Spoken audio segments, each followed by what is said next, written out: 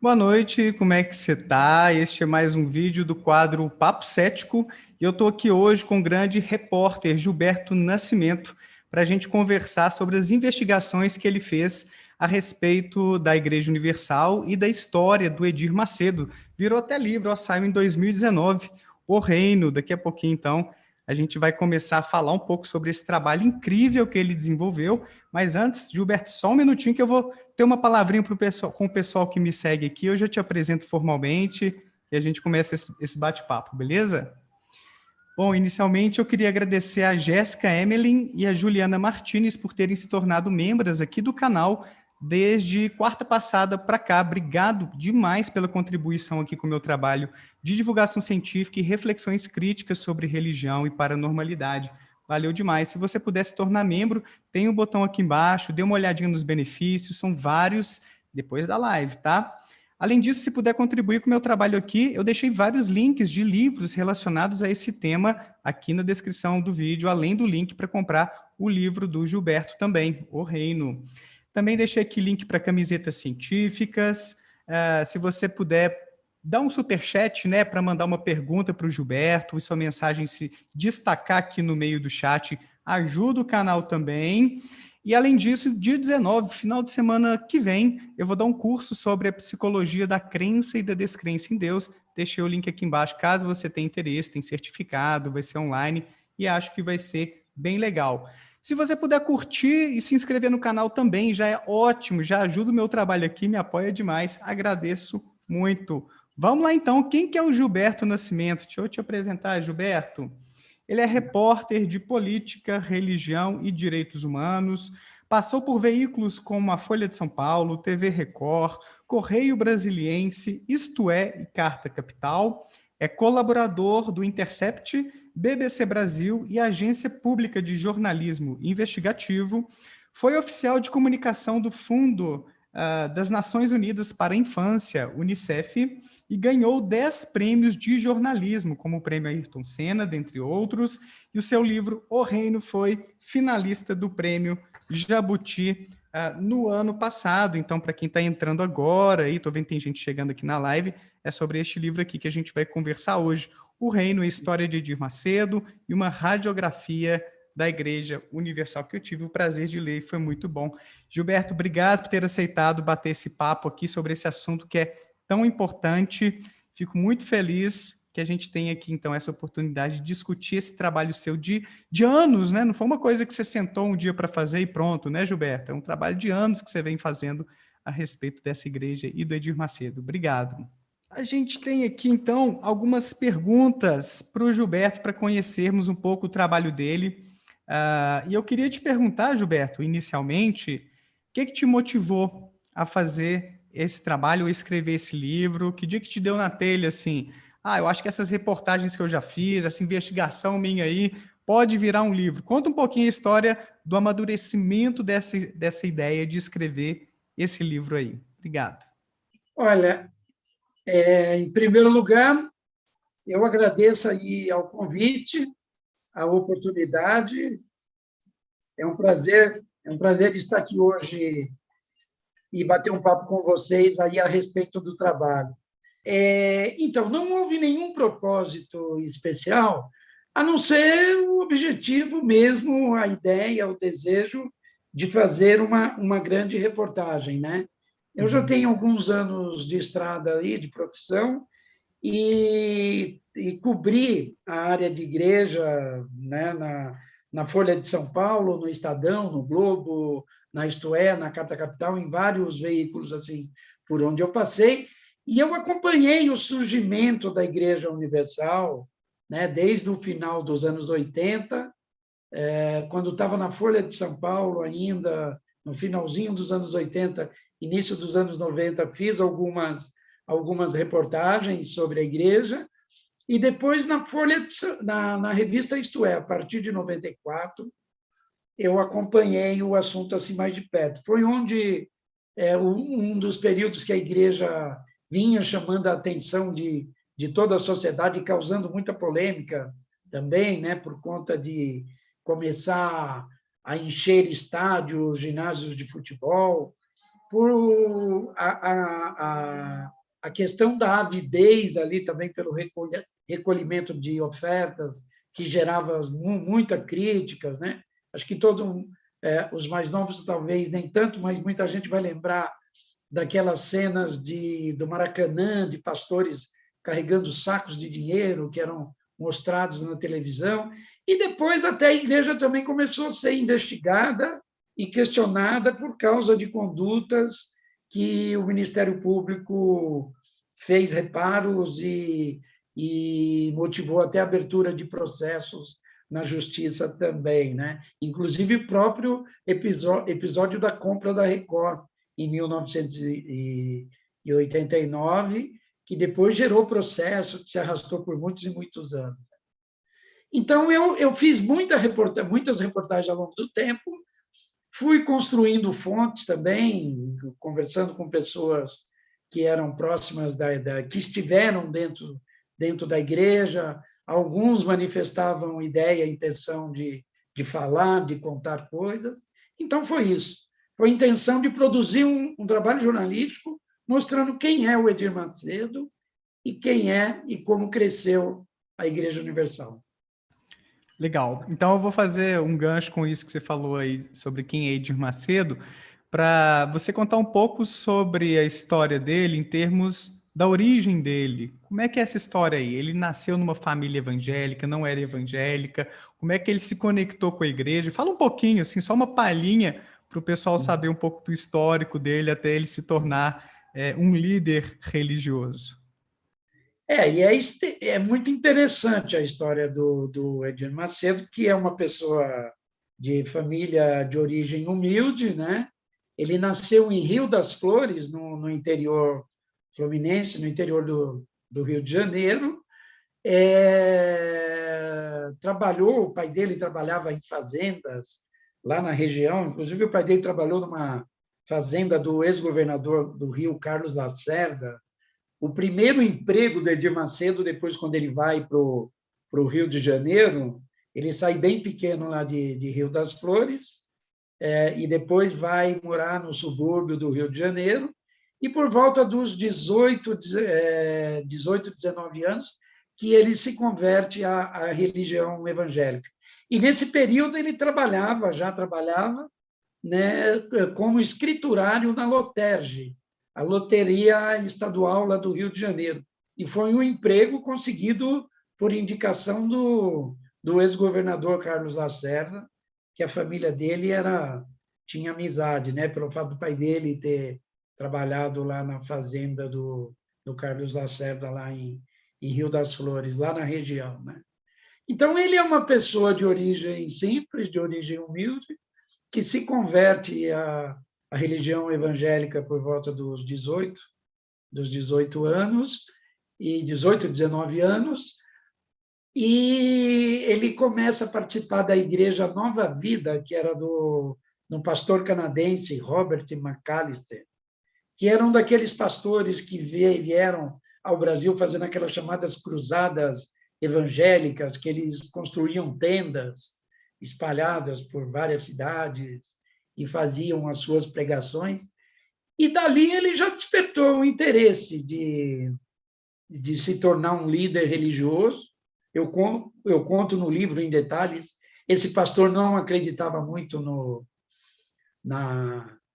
talento dele ali para se tornar um religioso, achava que ele não tinha a palavra, né, o dom da palavra.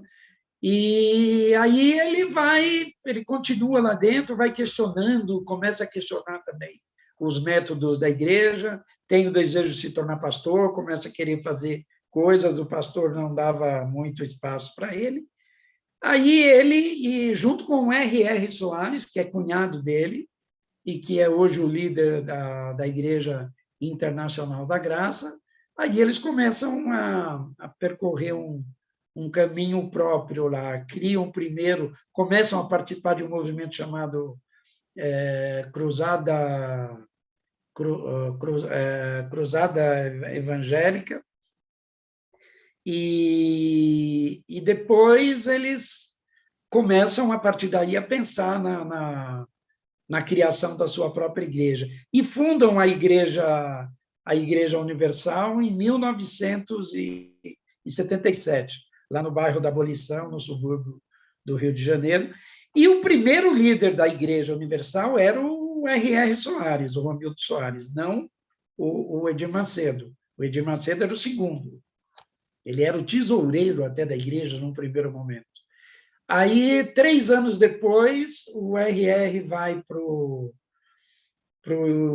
os Estados Unidos para participar de eventos, de pregações, acho que queria tentar implantar a igreja lá. Nesse período que ele sai, o Edir Macedo ganha a confiança entre os outros pastores, começa a ganhar a liderança lá, e ele propõe para o R.R. Soares que se faça uma votação para decidir quem deve ser o líder da igreja, e aí ele ganha. E aí o R.R. sai, fica com uma gráfica que eles já tinham lá naquele momento, e acaba fundando a igreja dele, então o R.R. funda a Internacional da Graça.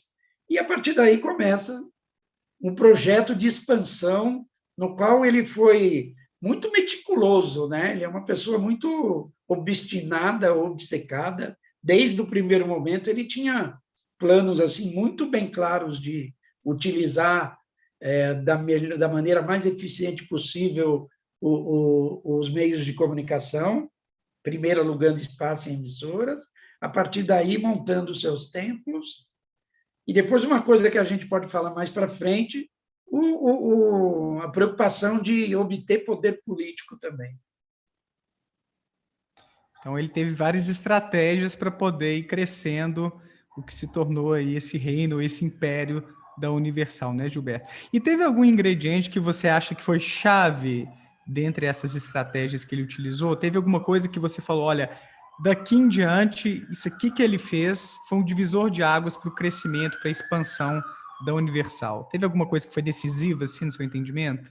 Como, sei lá, a aquisição da Record, por exemplo, ou antes disso mesmo, programas de rádio que ele foi entrando? A aquisição da Record, claro, foi fundamental para a expansão, mas ele já tinha isso de uma forma assim muito clara, né? Pelo menos a partir dos relatos que pessoas que eram muito próximas a ele, né, em determinados momentos ao longo da trajetória, como o ex-pastor Ronald Didini, o ex-pastor Carlos Magno, que também foi o primeiro a falar de questões internas da igreja, de fazer denúncias, inclusive, todos colocavam essa determinação dele no sentido de utilizar de maneira muito forte, de maneira muito eficaz, os meios de comunicação, de abrir o maior número de templos possível, né? E também de conquistar poder político. Eu acho que teve uma questão da situação econômica do país naquele momento, do país passar por uma recessão, uma dificuldade econômica também que fazia muitas pessoas, principalmente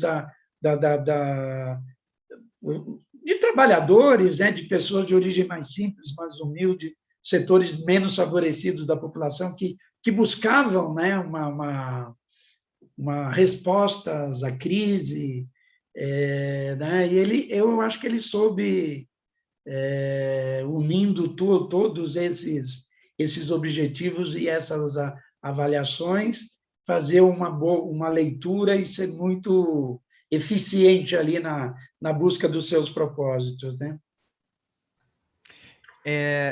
Assim, para quem não conhece tanto a Igreja Universal, eu, por exemplo, cresci numa família católica, no interior de Minas, Bom Despacho, e eu nem sabia o que era isso, achava que cristianismo era só o catolicismo, não convivia com ninguém evangélico ou protestante, e interior assim, de Minas, pelo menos na minha cidade, né, só dava católico, então eu não tinha nem ideia do que seria uma religião evangélica, essa vertente que tem uma pegada diferente da Igreja Católica tradicional, e foi quando eu me mudei para Belo Horizonte que eu comecei a entrar em contato um pouco com esse universo. Aqui, por exemplo, os meus alunos, a maioria é evangélica, da faculdade, a maioria, nem é católica a maioria, na região onde eu leciono. Bem curioso isso.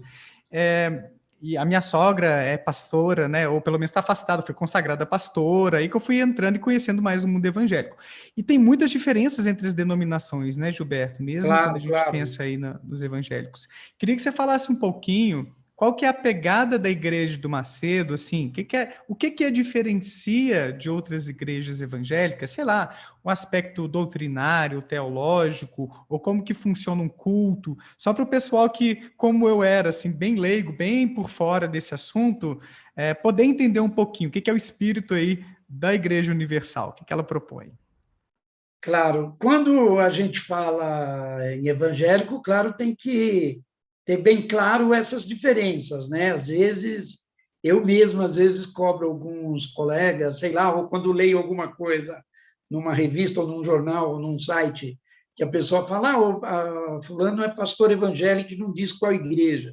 Nossa, tem uma baita diferença, uma diferença gigantesca, dependendo de qual a linha, de qual a igreja, de qual, né?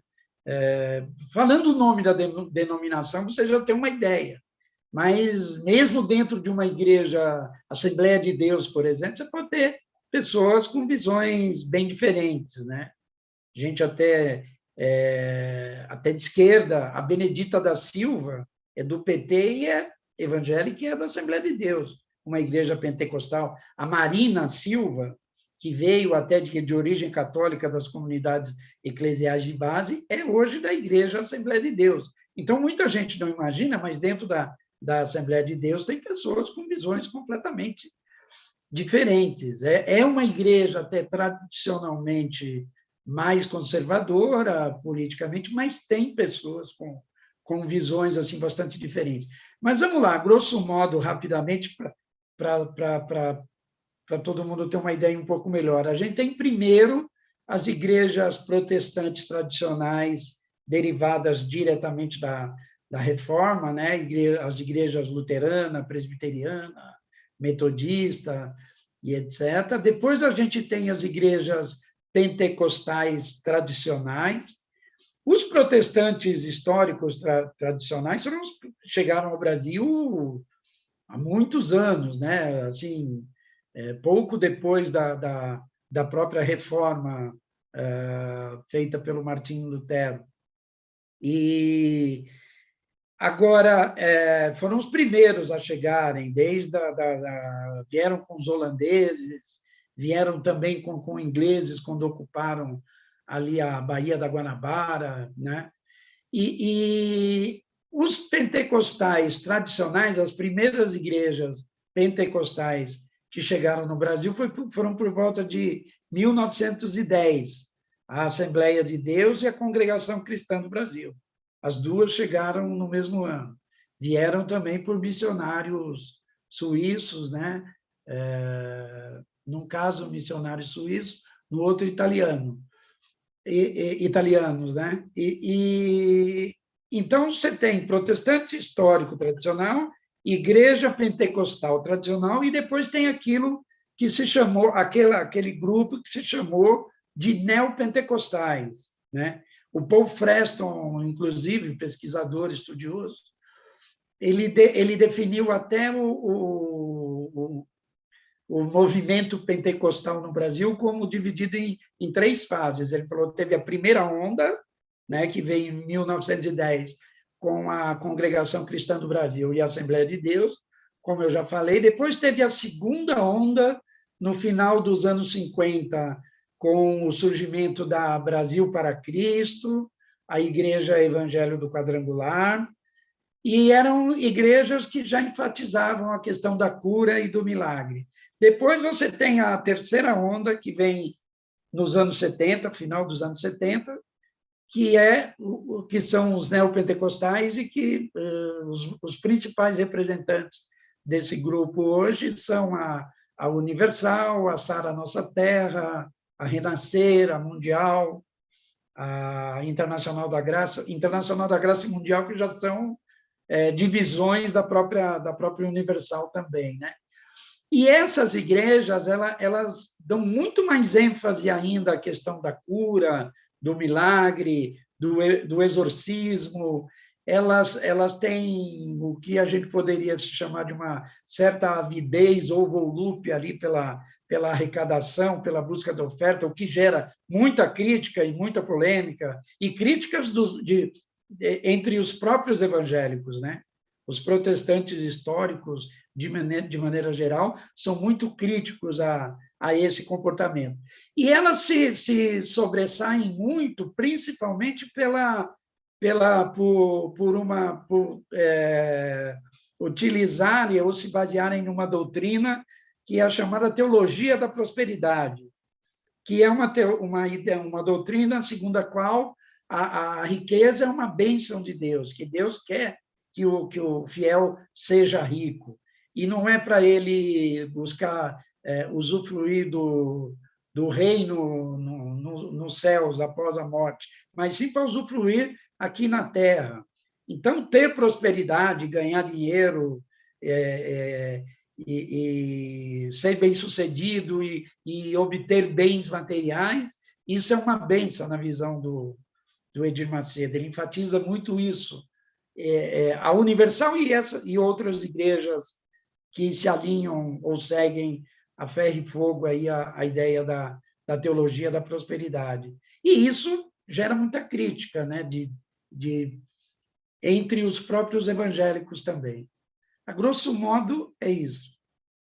Esse assunto do dinheiro, inclusive, eu acho que é o mais falado. Por exemplo, nos posts que eu fiz no Instagram, no Facebook, várias críticas apareceram à igreja, e esse aspecto da arrecadação, digamos assim, agressiva, né? O pessoal comentou muito, inclusive eu até printei, se você me permite, Gilberto, só para exemplificar, sim, 3 pessoas que comentaram lá no Instagram, né? Eu printei aqui, eu vou ler rapidinho para vocês. Não vou falar o nome assim, sei lá, para não expor muita pessoa também, mas só para você ver como que esse tipo de crítica apareceu também lá na propaganda para esta live agora, ó. Teve uma moça que falou assim, ó, uma verdadeira casa da moeda, falando da igreja, né? Meu pai quase enlouqueceu nesse lugar. Ele doou 3 carros na Fogueira Santa que ele usava para trabalho. E já ia se endividar comprando um caminhão e sabe-se lá se não ia doar o caminhão para esses malucos. No final, meu pai teve um surto psicótico e nunca mais conseguiu ser o mesmo. E sabe quantos pastores vieram visitar meu pai? Isso mesmo, 0. Outra menina falou assim, ó, nossa faxineira frequentava. Toda semana se via desesperada porque não tinha o dinheiro da oferta para curar o filho dependente químico. Tudo que ela ganhava era 20%, dava 20% para a Universal. Até da geladeira velha que ela vendeu. Nunca vi ela tranquila e feliz, só angustiada. Só mais um aqui. Outra moça falou assim, gente, não consigo nem escrever aqui a experiência que tive. Vivi uma verdadeira tortura. Minha mãe deu tudo em nome da cura de um câncer terminal. Minha mãe morreu, eu não tinha dinheiro nem para o caixão. Nossa empresa faliu. Até hoje luto para pagar as dívidas. Eu tive que arcar tudo que tinha, pois os pastores diziam que o diabo me usava. Que tristeza só me lembrar. Então, olha só, no post falando aqui sobre a live, né, a gente já vê depoimentos de pessoas que me acompanham que tiveram uma experiência, né, ou alguém da família a respeito dessa questão de dar tudo o que tem ou mais do que pode e às vezes se complicarem totalmente, né, em função disso. É uma das principais críticas, né, como você mencionou aí. E como eu mostro lá no livro também, né, segundo né, os pastores dizem, baseando-se na ideia da teologia da prosperidade, que quanto mais você der, mais você doar, mais você vai receber. Então tem que doar. Recentemente agora saiu uma reportagem na Folha de São Paulo, falando que o genro do Edir Macedo, o Renato Cardoso, que é o segundo líder da igreja hoje, pediu para as pessoas doarem até o dinheiro que estão recebendo agora de ajuda aí do governo, né? O que já é uma quantia pouca, insuficiente para as pessoas sobreviverem aí, o auxílio emergencial, né? Para tentarem sobreviver nesse período da pandemia, e são inúmeros os relatos de pastores que pediam para a pessoa doar o próprio dinheiro da condução, que era o único dinheiro que tinham para voltar para casa. E muito comum também Foram vários os relatos publicados e vídeos que existem até hoje na internet de um bispo da igreja, o bispo Formigoni, Rogério Formigoni, que ele acabou de sair. Aliás, ele saiu em 2000, saiu há um ano e meio, 2019, e montou a própria igreja dele, já também chamada, simbolicamente, chamou Hospital da Alma. Ele pediu uma vez, falava para as pessoas que estavam com o carro doarem o carro e voltarem para casa a pé, que depois elas ganhariam uma Lamborghini. Então, quer dizer, são métodos discutíveis, né? E que gera crítica, inclusive de muitos evangélicos. E o Renato Cardoso, que inclusive você, num trecho mais final ali do livro, menciona como um dos possíveis futuros mandantes da igreja, né? Possíveis... Ele já foi alçado a questão de... Ele é o segundo, quer dizer, depois do Edir Macedo, quem manda é ele. E o Edir Macedo já tomou essa atitude pensando, de fato, no futuro, né? Ele havia dito, em 2007, quando foi publicado o livro O Bispo, o Edir Macedo citava no livro o ex-bispo Romualdo Panseiro como sendo o maior milagre da Universal. E disse nessa primeira biografia dele, com todas as letras, que o Romualdo Panseiro iria sucedê-lo. Mas depois nunca se foi explicada detalhadamente a razão da mudança. Parece que eles passaram a ter alguns problemas também de divergência. Então, ele delegou poderes ao Renato Cardoso, que, na prática, é quem toca a igreja hoje, no dia a dia.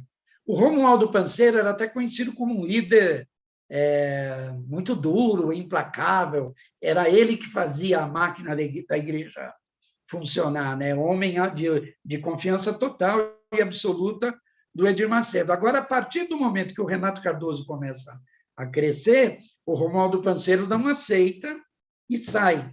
E ele fundou também, no ano passado, a sua própria igreja também, aqui no bairro do Brás, em São Paulo, a poucos metros da sede principal lá da Universal e do Templo de Salomão, e a igreja dele tem um nome praticamente idêntico, Igreja das Nações do Reino de Deus. E usa os símbolos até, eu fiz uma reportagem sobre isso também para a BBC, BBC Brasil, a Universal está o processando, inclusive, por conta do uso dos símbolos e tudo mais. Então, a ascensão e esse poder dado pelo Edir Macedo ao genro, para que também fique tudo em família, tem gerado insatisfação entre outros líderes, além do Romualdo Panseiro, que saiu, do Formigoni, que saiu, João Leite, bispo também, saiu. Muitos bispos antigos saíram nos últimos anos, e alguns outros que não saíram, eles foram deslocados para o exterior. Um foi cuidar do México, o outro da Espanha. Isso é uma maneira também de afastar essas lideranças do comando. Aí o principal fica aqui tudo na mão da família, né? Se amanhã houver um racha, uma divisão, como, aliás, acabou de acontecer em Angola, no máximo, esses líderes ficariam com uma parte, né, com esse terreno, com essa parte da qual eles... Isso é uma hipótese, né? Isso é uma avaliação que muita gente faz, que ex-integrantes da igreja também avaliam ou fazem essa leitura, alguns estudiosos também, e faz sentido, né? Porque o Renato Cardoso não tem, perante aos próprios outros bispos e pastores mais antigos, eles costumam dizer aquilo que acontece numa empresa familiar. O dono da empresa vai lá e passa tudo ou para o filho ou para o genro, e aqueles muito mais antigos que realmente construíram e ajudaram, começam a achar que eles teriam muito mais capacidade, experiência e condição do que o jovem que chegou agora e que não está preparado, que não ralou, que não ajudou a construir, que não amassou o barro. Então, tem tudo isso. E isso é um dos fatores de insatisfação. Em Angola, os próprios líderes atuais de Angola que se rebelaram, eles dizem que tem problema com o Renato Cardoso. Antes eles não tinham, ou não viam tanto problema. Tem Não sei muitas se estou brigas estendendo muito. internas. Não, não, são muitas brigas internas, né, Gilberto? E você detalha isso muito bem no seu livro. Vários personagens vão entrando aí nesse emaranhado de disputa de poder e coisas do tipo. A Tatiana, que é membro aqui do meu canal, comentou que já trabalhou com o Formigoni aqui na cidade e tal. Ela já foi muito envolvida com a Universal e hoje em dia se afastou totalmente de religião. E teve a Denise comentando aqui também que gostaria de saber se existem processos contra essas pessoas que fazem esse tipo de promessa sobre Lamborghini, coisas do tipo. Eu acho que a gente pode entrar nesses problemas com justiça. Eu queria só ler aqui um trechinho do seu livro que ilustra os vários tipos de problema ou de controvérsias que existem em torno da igreja, não só do nome do Edir Macedo, né, para o pessoal que está acompanhando, assim, porque a gente não vai esgotar, né, não vamos pegar todos os temas e destrinchar, mas só para fazer um checklist, assim, para o pessoal ter noção, lá na página 174, você mencionou, assim, que foram várias as denúncias crime encaminhadas à justiça a respeito da Universal e de seus pastores. Aí exemplos aqui, ó. Lavagem de dinheiro, evasão de divisas, formação de quadrilha, estelionato, falsidade ideológica, sonegação fiscal, crimes contra a fazenda pública, crime contra a ordem tributária, charlatanismo, curandeirismo, sequestro de bens, vilipêndio, incêndio criminoso, ataque a homossexuais, racismo, incitação ao crime, preconceito religioso, calúnia e difamação. Aí você comenta que o próprio Edir Macedo, em sua biografia, listou essas acusações, né? Não está saindo da sua boca, né, Gilberto? Eu ia lembrar isso. Ninguém pode falar que é exagero, porque está na própria biografia dele. Olha que E tanta de coisa. E não por um acaso, a igreja está sendo acusada neste exato momento de muitos desses crimes por bispos e pastores que estavam à frente da igreja lá até recentemente e que passaram e se opuseram, né, à ala brasileira da igreja.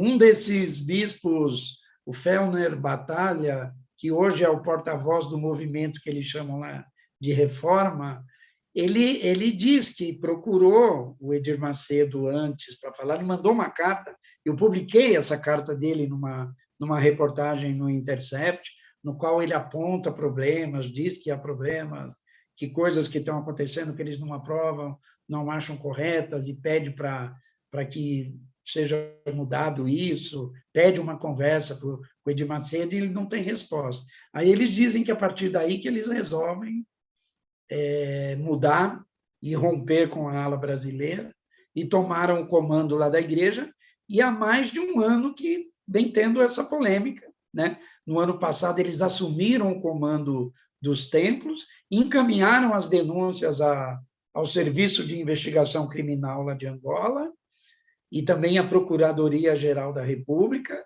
e 4 líderes da igreja estão sendo acusados agora, formalmente lá, pela Procuradoria da República e pelo Serviço de Investigação Criminal, de lavagem de dinheiro e associação criminosa. Entre eles, o principal dirigente da TV Record, lá, da Record África, e o bispo Norilton Gonçalves, que era o todo-poderoso dirigente da TV Record aqui no Brasil. Então, assim, retomando, ainda continuando nesse assunto que envolve justiça, acusações, mas sem sair do tema dinheiro, já teve alguma coisa que foi comprovada, algumas irregularidades, alguma coisa ilegal envolvendo dinheiro e que a Universal ou alguns bispos ou o próprio Macedo responderam, foram condenados, ou nada, não passa ali das acusações, o negócio não vai muito para frente? Teve alguma coisa assim que complicou para o lado deles?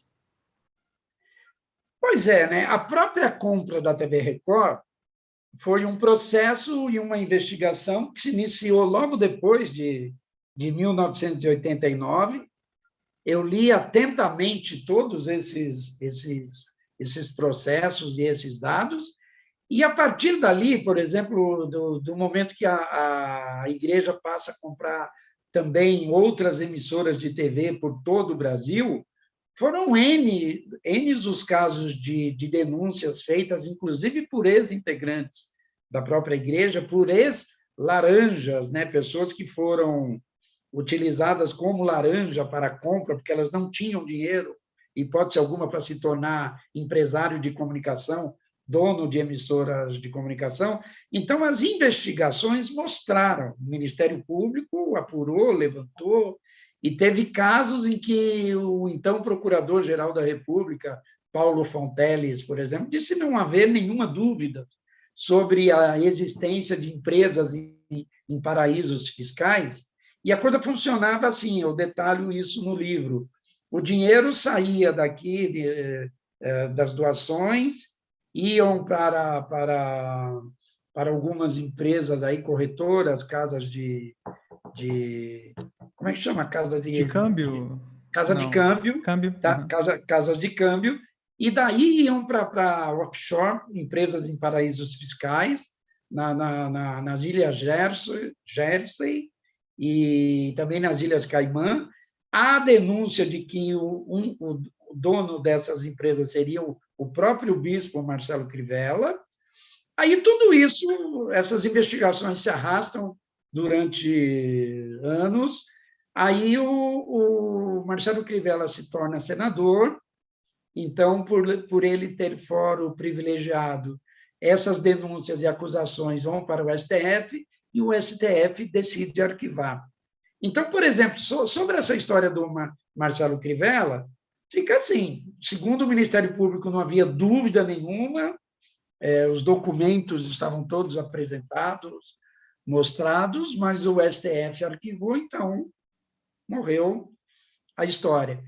E ocorreram muitas idas e vindas, mas assim estavam também provados as remessas de dinheiro vindas dessas empresas de paraísos fiscais, e elas entravam nas contas de obreiros e pastores e membros da igreja, e depois esse dinheiro era utilizado para a compra de emissoras. A TV Goiás, lá em Goiás, a TV Rio, e Teve um todas lance até essas... com um essas traficante, né? Desculpa te interromper, mas teve um lance até com um traficante, não sei se colombiano, que apareceu um dinheiro aí, um montante. Não essa história teve? foi contada no começo dos anos 90, em 91, pela primeira vez, pelo ex-pastor Carlos Magno. Ele disse que tinha um colombiano aqui no Brasil que se aproximou da igreja e, segundo os relatos do Carlos Magno,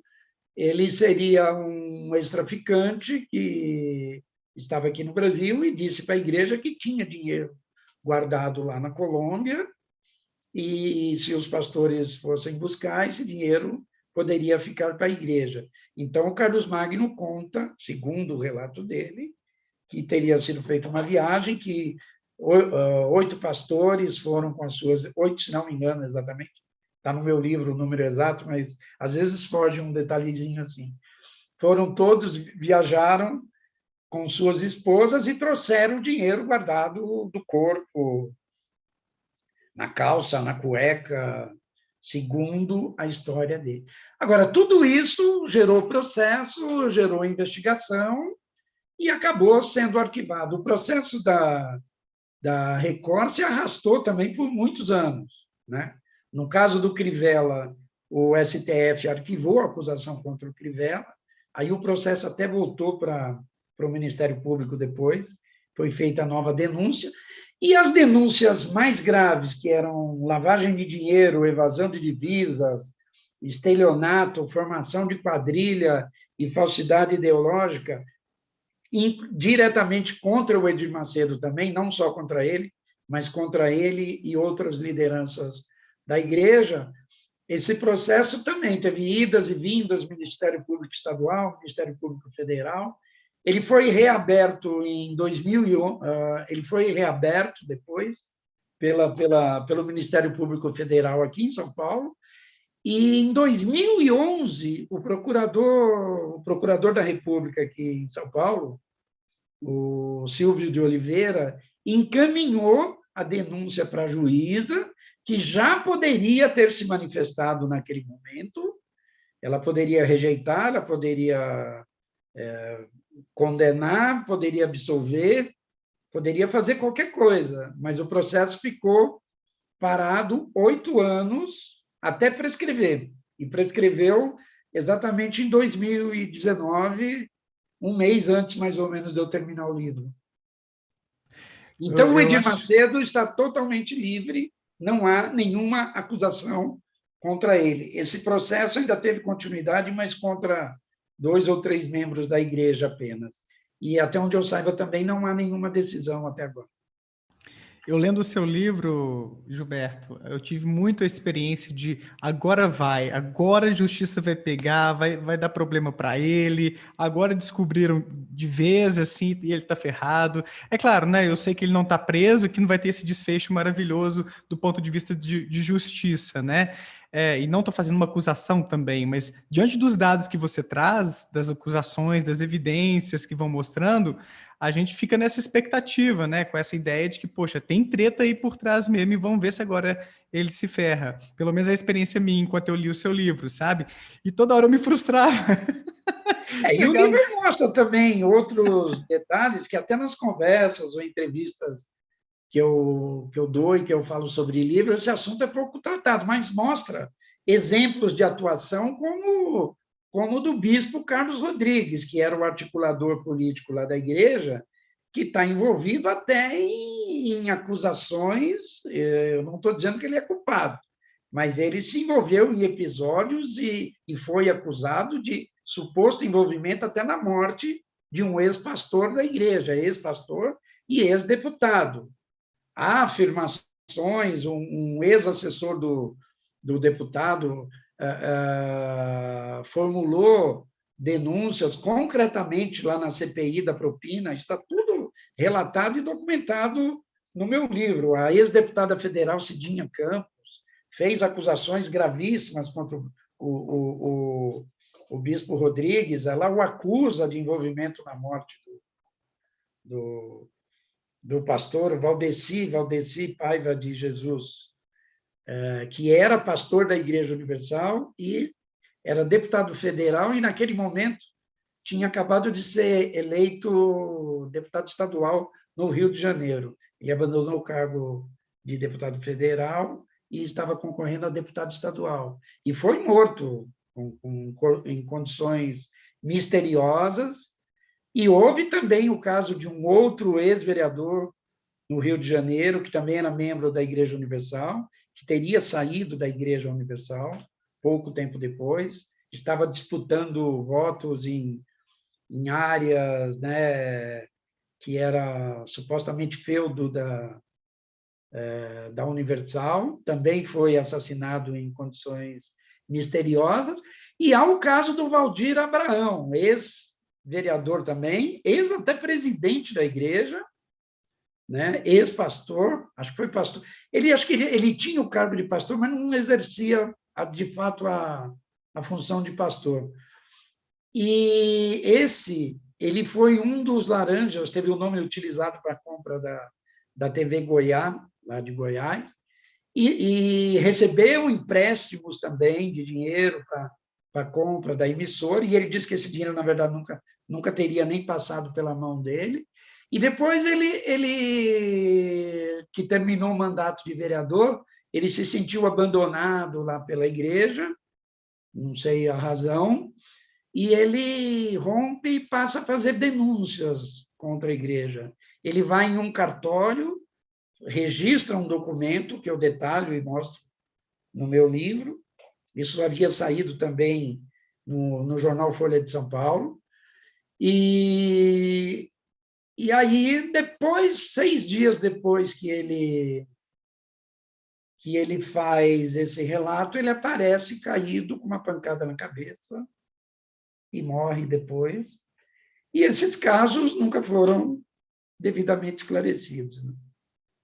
Eu conto lá no livro. Sim, são vários casos não resolvidos, até do rapaz, acho que é Lucas Terra o nome dele, teve gente se manifestando lá no Instagram também, pedindo justiça ainda a esse rapaz que foi morto, e um dos principais suspeitos é um pastor da Igreja Universal, se não me falha a memória, né? Então são vários casos, assim, bem polêmicos, envolvendo não necessariamente Edir Macedo sempre, mas vários com uma ligação, pelo menos, indireta, e você traz vários exemplos de problema com dinheiro.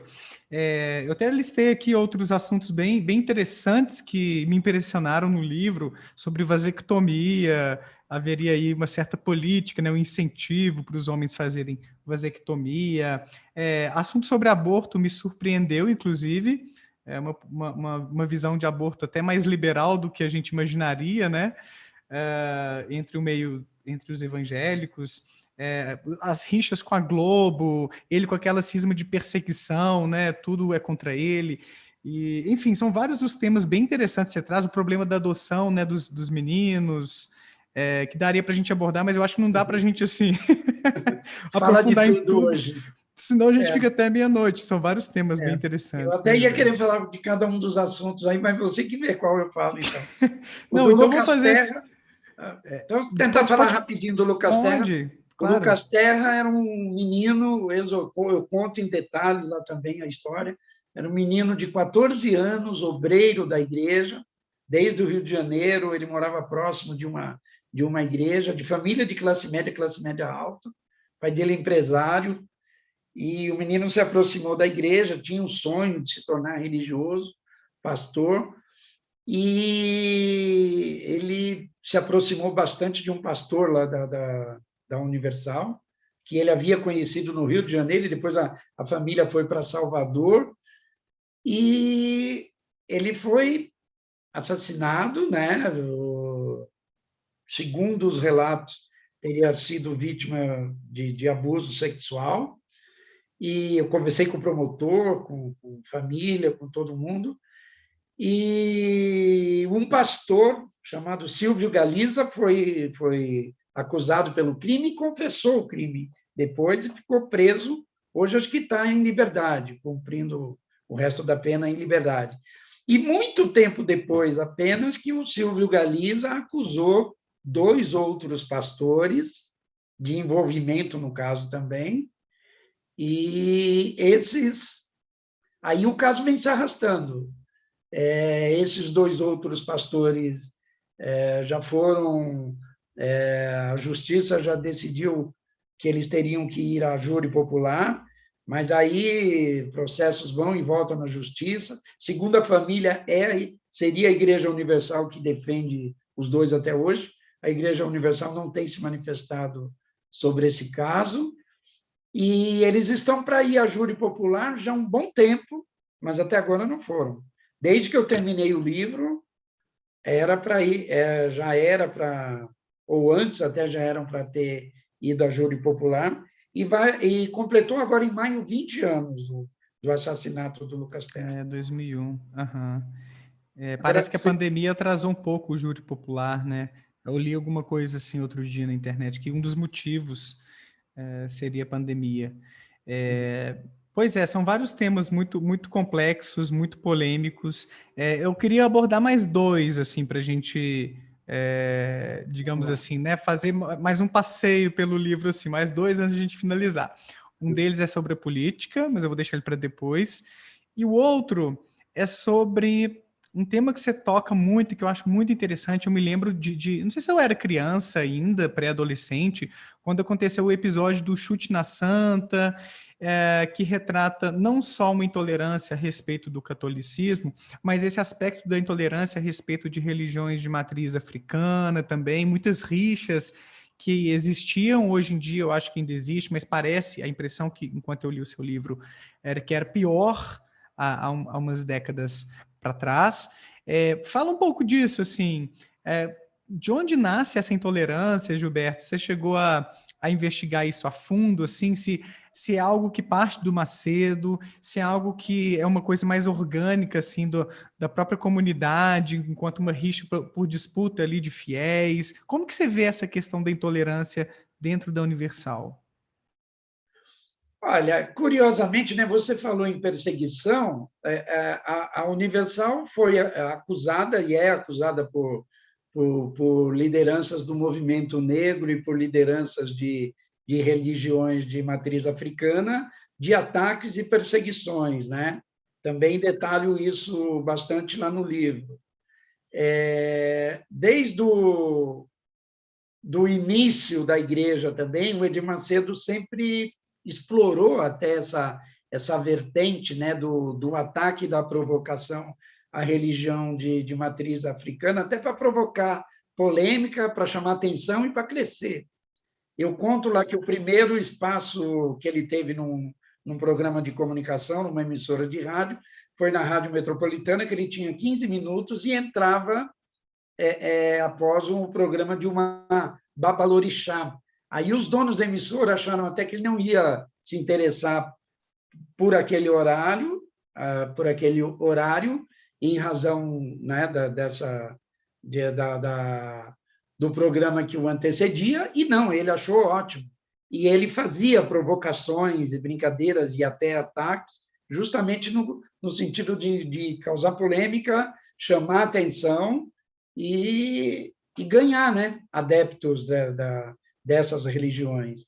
E a Igreja Universal, contraditoriamente, até adota ou adotava, e isso tinha mais ênfase antigamente, mas ainda tem rituais em que pastores aparecem todo de branco, tirando o demônio do corpo, e eles sempre fazem referência nessa associação direta, às vezes indireta e às vezes direta, de que quem estava ali era o demônio, era o caboclo, qualquer coisa, né? Remetendo para igrejas de origem de matriz africana. Eu acho até que eles diminuíram um pouco esse tipo de ritual.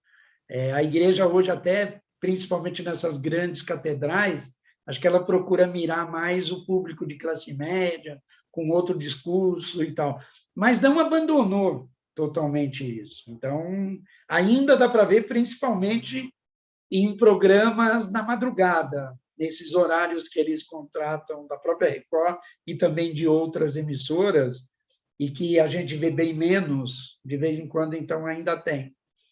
Mas é uma prática que, no começo, tinha muito mais ênfase ainda, essa coisa de exorcizar, de falar que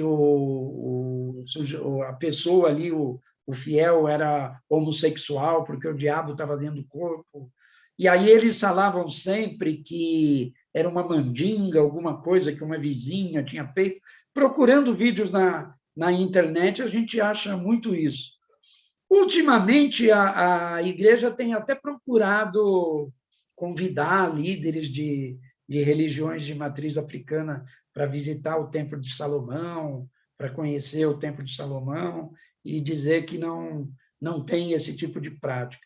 E, por outro lado, também, contraditoriamente, a própria igreja utilizava muito essa questão da suposta perseguição. Ela sempre se disse vítima de ataques da Rede Globo e da Igreja Católica, e a Rede Globo a atacaria justamente por causa de interesses da Igreja Católica. E esse era um discurso muito bem aproveitado pelo Edir Macedo, né? Ele usava isso como para fortalecer essa imagem de vitimização, de que era alvo de ataque e de perseguição, e ele mesmo falava, uma das frases mais famosas dele é que a igreja dele é igual uma omelete, quanto mais bate, mais ela cresce, né? Legal. E outro assunto que me veio em mente quando você falava desse aspecto das possessões, esse aspecto bem... Qual que é a palavra? Eu esqueci agora. Das experiências, dos fenômenos sobrenaturais e tal, esse apelo, assim, que tem uma conexão também com religiões de matriz africana, o próprio espiritismo, né? Ele traz alguns elementos, parece, né, de outras religiões, do próprio judaísmo também, né, várias inspirações. É interessante, assim, a gente notar alguns elementos. Mas, assim, nesse aspecto ainda sobrenatural, tem um outro tema que você toca no livro, E eu admito que não me lembro agora se teve algum desfecho favorável ou não, porque como eu te falei mais cedo, né, eu comecei a ler o livro lá em dezembro e fui lendo aos pouquinhos, aí tem coisa assim, depois de algum tempo que a gente vai esquecendo. Sobre curandeirismo, charlatanismo, que foram acusações que fizeram já contra a Universal, teve algo de concreto, assim? Teve algo que foi apurado? Que tipo de acusação que era essa, né? O que significam esses termos aí, juridicamente, e qual que foi o desfecho disso aí?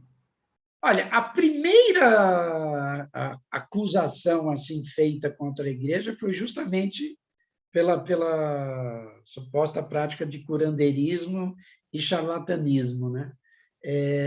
Foi antes ainda do processo da TV Record, e eu relato também esse início desse processo, que foi numa delegacia pequena ali da região central,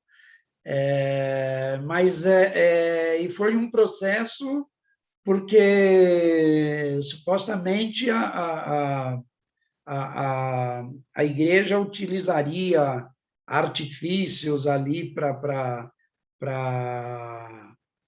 se beneficiar da emoção dos fiéis e não sei o quê. Tinha uma história até da questão do ar-condicionado, que seria desligado para que as pessoas sentissem muito mais calor na hora da doação da oferta. Isso foram relatos que eu vi, foram denúncias que foram encaminhadas à delegacia. Então, o primeiro de todos os processos contra ele, e foi até o que acabou gerando a prisão dele em 1992, era um processo por curandeirismo e charlatanismo.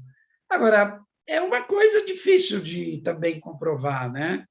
E também a questão de curas e milagres, não é só a Igreja Universal que prega curas e milagres, ou que diz, né, existir milagre e existir cura. Então, são muitas outras igrejas evangélicas adotam a mesma prática, e a Igreja Católica também. A renovação carismática católica também é bem próxima até ali desse ramo neopentecostal e difunde os dons do Espírito Santo ali também, cujo, né, os principais, o que mais se destaca daí são justamente a cura, o milagre, o dom de falar palavras estranhas e tal. Então, como que você define ali se é real, não é real, é invenção, não é invenção, é milagre ou não é milagre? São coisas até um pouco mais difíceis de avaliar. Questão de remessas de dinheiro, idas e vindas, é muito mais fácil. Se você comprova que foi, veio, caiu na conta, a pessoa não tem dinheiro para comprar, como é que explica? Até isso foi deixado de lado, né? Então, numa questão mais controversa, que é a cura ou o milagre. E sempre tem aquele jeito também, né? Não, eu não estou prometendo que eu vou te curar. Eu sou só um instrumento de Deus, né? Ou é Deus que vai fazer isso por você. Então eu E já no vi um caso, pouco essa saída, assim, né? De e no caso do terceirizar a Edir Macedo, responsabilidade. quando não há cura, quando não há um milagre, quando o fiel não foi atendido, é porque a culpa é dele, foi ele que não se comportou direito, não acreditou como deveria acreditar, ou não deu a oferta como deveria dar, entendeu? Eles Quando não chamam isso. vem, é ele que desagradou a Deus, É, é, fiel que não correspondeu às expectativas de Deus. sim, sim. Responsabilização da vítima, algumas pessoas diriam. E ele usa, né, quase que uma sociedade com Deus, né? O indivíduo, a partir do momento que ele doa, ele passa a ser sócio de Deus, então ele teria direito, né, ao reino aqui na Terra. Agora, se ele não tem, é porque a culpa, alguma coisa errada ele fez, né? Culpabilização da vítima. Lembrei da expressão agora, não é responsabilização. O último, Gilberto, o último tema assim, que eu queria trazer a respeito do que você traz no seu livro é sobre política. Você aborda, nas partes finais do seu livro, essa relação estreita entre igreja e partido político, e colocar deputado, né, ajudar a eleger pessoas ali que são da igreja, e uma proximidade com presidentes. Como é que você vê isso do ponto de vista, vamos pensar assim, da sociedade mesmo? É uma coisa saudável? É uma coisa que tem seus riscos, seus perigos? Como é que você avalia essa tentativa de aproximação ou os propósitos até do Macedo tentando se conectar com a política? Olha, que toda a sociedade e todos os segmentos devam ter representantes no legislativo, isso é uma coisa perfeitamente normal, cabível, esperada, né? Aqui no Brasil, até vários relatos de muita gente, muita gente já falou sobre essa questão, até a Constituinte de 1988, os evangélicos tinham uma participação bem menor assim na política, né? Igrejas mais antigas e tradicionais rejeitavam, inclusive, esse envolvimento com a política, como era o caso da Assembleia de Deus e da Congregação Cristã do Brasil, por exemplo. Aí, na época da Constituinte, surge uma ideia que até é colocada como falsa, que teria sido até uma invenção de alguns parlamentares mais conservadores, que teriam dito que a Igreja Católica estava se unindo, se articulando para elaborar uma Constituição que viesse a favorecer totalmente a Igreja Católica e até eliminar as igrejas evangélicas, etc. E que eles tinham que se articular para isso. Foi a partir desse momento, por exemplo, que a Igreja Assembleia de Deus começou também a perceber a importância de ter seus representantes e se articulou para ter uma bancada, né, que representasse e que defendesse os seus interesses. A alegação era de que a Igreja Católica ia tomar conta de tudo e proibir que eles continuassem atuando aqui no Brasil. E foi a partir daí que começou também uma articulação maior, mais efetiva, né? E esse ativismo evangélico conservador só vem se fortalecendo a partir daí. O Edir Macedo, especificamente, era o que mais até, pelo menos um dos que mais percebia a importância disso. O ex-pastor Ronaldo Didini fala isso bem claramente e eu relato no livro. Ele falava que o Edir Macedo dizia: não adianta ter só dinheiro, se você não tiver o poder político, se você não tiver só dinheiro, mas não tiver poder, não adianta nada. Então, esse poder político era fundamental. Então, desde o primeiro momento também, ele viu a importância de eleger vereadores, deputados estaduais, deputados federais, depois senador, já prefeito também, né? Vem avançando aos poucos. O vice-presidente da Câmara dos Deputados era o bispo Marcos Pereira, que é o presidente do Republicanos, que é o partido ligado à igreja. Então, a Igreja Universal é uma igreja que sozinha tem 30 deputados federais. E esse mesmo partido, controlado pela igreja, não vou lembrar o número exato agora, até sei, mas não vou lembrar, dezenas de deputados estaduais pelo Brasil inteiro, acho que centenas de vereadores, e 214 prefeitos foram eleitos pelos republicanos na última eleição. Nem todos são necessariamente bispos e pastores, acho que existem até alguns de outras religiões e alguns que nem são tanto religiosos. Por exemplo, o Celso Russomano foi candidato a prefeito de São Paulo, não é evangélico, mas é ligado à TV Record. Então, de alguma maneira, está lá também defendendo os interesses da TV Record. Agora, uma coisa, eu falei do Edir Macedo construir esse império, né? Que fique bem claro, ele, além de todo esse poder político, né? O Edir Macedo e o Grupo Universal construíram um império, né? Sei lá, de fato gigantesco. E ele é o único brasileiro, né, que tem sobre o seu controle ou sobre os seus domínios uma rede de televisão, e, aliás, não é só a rede de televisão, né? São rádios, sites, jornais, etc, etc. Mas tem a rede de televisão, a rede Record, a igreja, um partido político e um banco. O Roberto Marinho não chegou próximo disso. Não. O Roberto Marinho tinha muito poder, mas não tinha tudo isso, não é?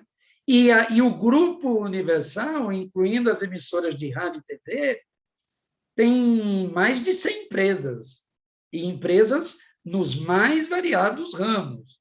Ele tem plano de saúde, a Life é do Edir Macedo e do Grupo Universal, o Hospital Moriá, um hospital que é, pelo que todo mundo diz, que tem sofisticado, né, de alto padrão. Pastor, por exemplo, não vai para lá. Não é tratado lá. É um hospital que busca uma clientela mais alta, com mais recursos.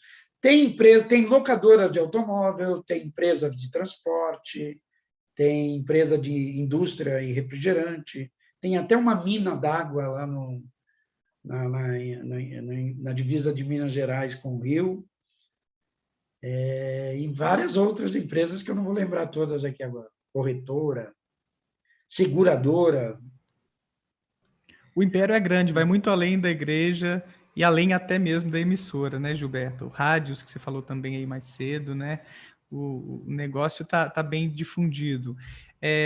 Então, assim, caminhando para a última pergunta, ou para as últimas, deixa eu ver aqui do que eu separei, eu acho que essa pergunta não pode faltar, que é uma curiosidade que eu fiquei ao ler o seu livro, é algo que eu vejo algumas pessoas que trazem esses temas mais sensíveis, seja por livros, seja por vídeos, por textos, né, jornalistas e tudo, que são possíveis processos ou alguma perseguição por parte dessas pessoas que vocês, sobre quem vocês escrevem, né, ou produzem algum tipo de conteúdo.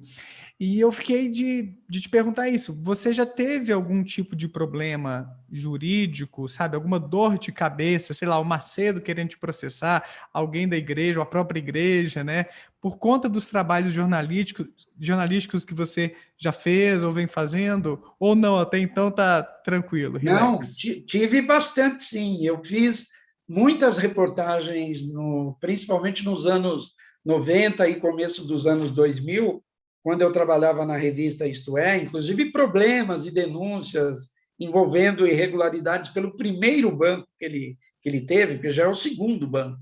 Ele foi dono do Banco de Crédito Metropolitano, que foi fechado pelo Banco Central também, por denúncias de irregularidades.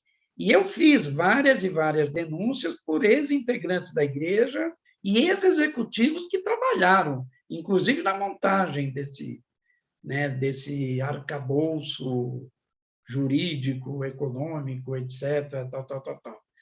E a revista Isto É deu muitas reportagens lá na época, e eles entraram com vários e vários processos contra a revista e também contra mim.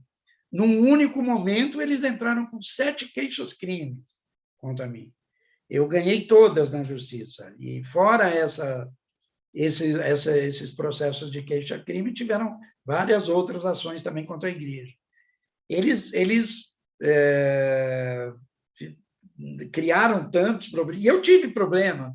Por exemplo, ganhei uma bolsa e fui fazer um curso em Nova York. Eu tive que voltar correndo uma vez por conta de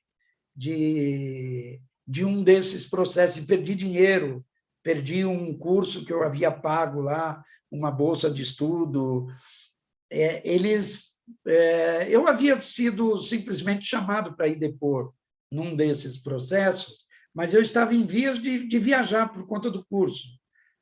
Aí, como eu não cheguei a receber a notificação, a intimação, a advogada da revista achou que tudo bem de eu viajar. Depois que eu estava lá, aí ela disse que eu tinha que voltar de qualquer jeito, porque senão podia dar problema. A igreja estava dizendo que eu estava me recusando a cumprir determinação da justiça. Eu vim e acabei tendo prejuízos materiais, prejuízos financeiros e materiais. Felizmente, só isso.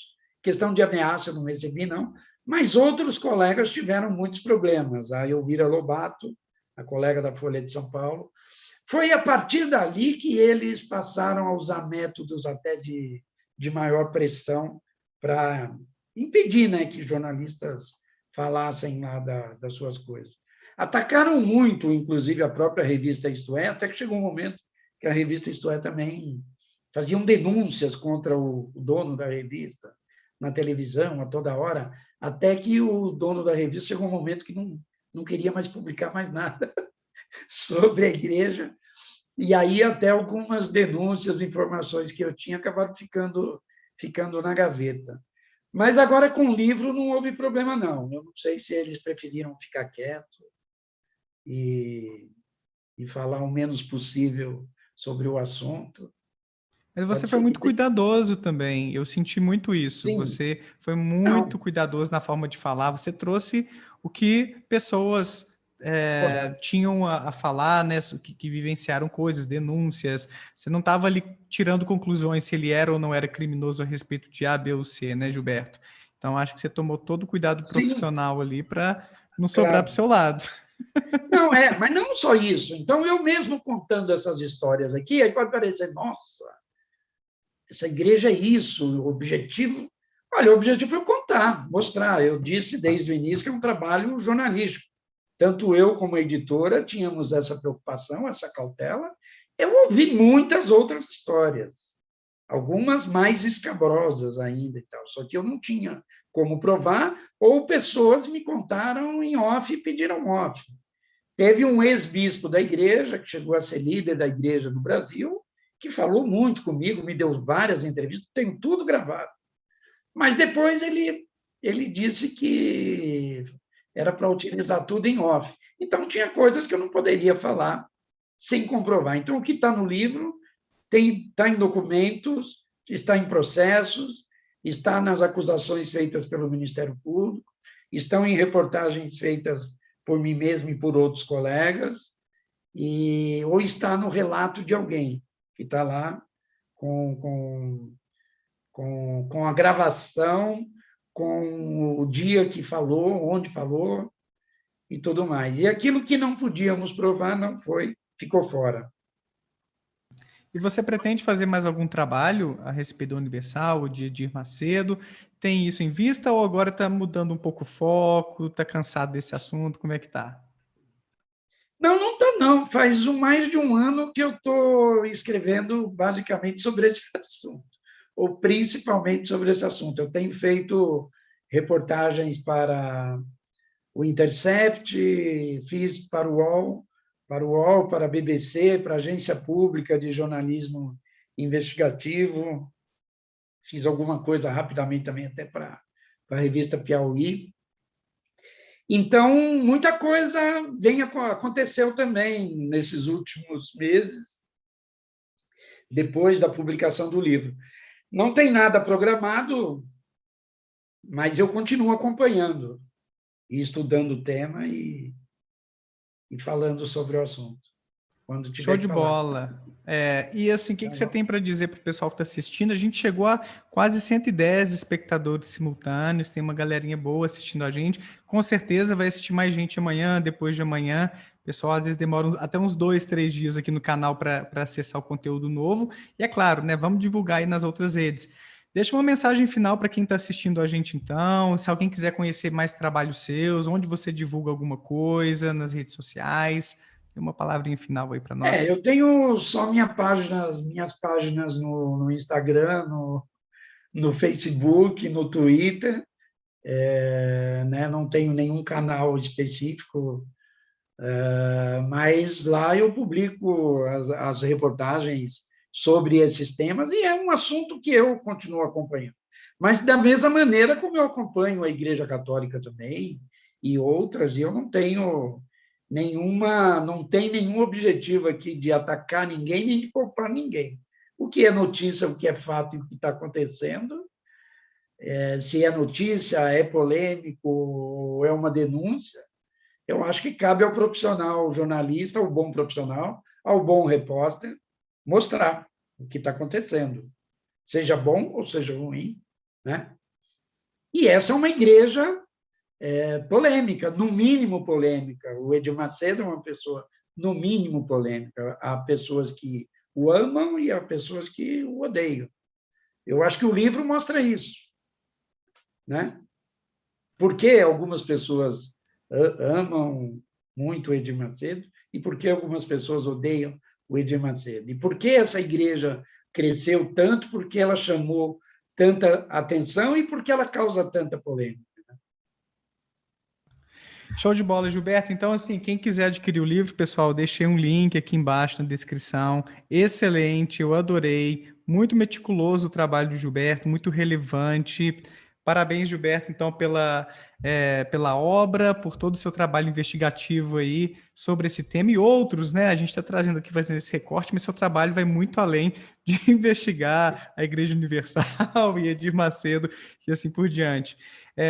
Queria agradecer, assim, na verdade, não agradecer, né? Falar assim, que massa a gente ter jornalista, repórter, né? Fazendo esse tipo de trabalho para trazer o pensamento crítico para mais pessoas também, para a gente conhecer o outro lado da moeda, porque às vezes quando a gente vai a uma igreja, e vamos, como você falou, né? Ir além de igreja universal, né? Qualquer religião, e na verdade qualquer instituição social, né? Vamos pensar assim, partido político, qualquer lugar que você vá, vai ter pessoas que tem uma aparência ali de querer só fazer o bem, mas pode ser que tem treta por trás. Não estamos aqui também para acusar Edir Macedo de nada, né? Mas a gente publicar esse tipo de acusação, esses dados, assim, é importante para alertar a população e, na medida do possível, difundir pensamento crítico. E eu acho que o seu livro traz esse alerta, né? Traz, assim, coisas que são muito importantes para a gente pensar sobre o poder da igreja, poder de vários líderes que existem por aí, e poder que pode ser usado para o bem, né? A própria Igreja Universal tem trabalhos filantrópicos, coisas que são bacanas também que você traz no livro, não é só controvérsia, né? Não é só coisa duvidosa, mas que também pode ser usado, entre aspas, aí, né? Para o mal. Então, acho que você traz informações que são muito relevantes e achei muito massa a leitura. Espero que o pessoal que está assistindo aí se interesse também pelo seu livro e faça uma boa leitura. Obrigado, Gilberto. Valeu demais. Legal. Ele é resultado de reportagens feitas, né, durante mais de 30 anos, e eu fiquei 4 anos só debruçado sobre a escrita do livro. Foram 4 anos. Que trabalhão. Eu parei tudo. Então, não foi uma coisa tão simples e fácil. Eu imagino, cara. O pessoal fica me perguntando assim, isso é o livro, Daniel, vai escrever? Não, pô, você já é doutor, não sei o quê. Eu falei, nossa, mas para escrever livro é trabalhoso demais. Escrever artigo científico já é um negócio que eu gasto ali meses, imagina um livro. Gilberto, mais uma vez, muito obrigado. Pessoal que assistiu a gente aqui no chat, valeu pelos comentários, pelas perguntas.